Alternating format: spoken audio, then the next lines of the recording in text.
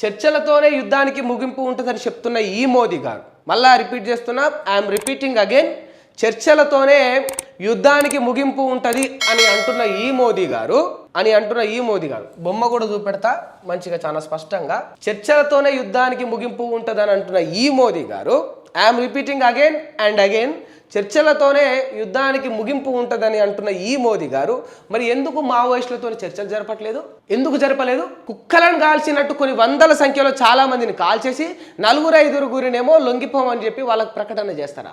Operation Kagar ఎందుకు మొదలుపెట్టిరు? చర్చకు మేము సిద్ధమని మావోయిస్టు పార్టీ నేతలు వాళ్ళ నాయకులు ఒక లేఖ కూడా కేంద్రానికి రాసిన తర్వాత ఎందుకు చర్చకు వీళ్ళు సిద్ధమవ్వలేదు? ఎందుకు చర్చను వీళ్ళు అంగీకరించలేదు? ఎందుకు ఆ లేఖను వీళ్ళు స్వీకరించలేదు? అయినా కూడా ఎందుకు ఆపరేషన్ కగార్ పేరుతో అడవులకు పోయి అన్నలందరినీ ఎందుకు చంపేసిండ్రు? చర్చే నీ ఉద్దేశం అయితే, శాంతియుతంగా మాట్లాడి ఒక యుద్ధాన్ని ఆపడమే నీ వ్యక్తిత్వం అయితే, మరి అడవుల్లో అన్నలను ఎందుకు చంపుతా ఉన్నావు? ఈవెన్ వాళ్ళు మళ్ళీ చర్చలకు సిద్ధమని చెప్పిన తర్వాత కూడా ఇదంతా కూడా ఏంటంటే ఒక డ్రామా.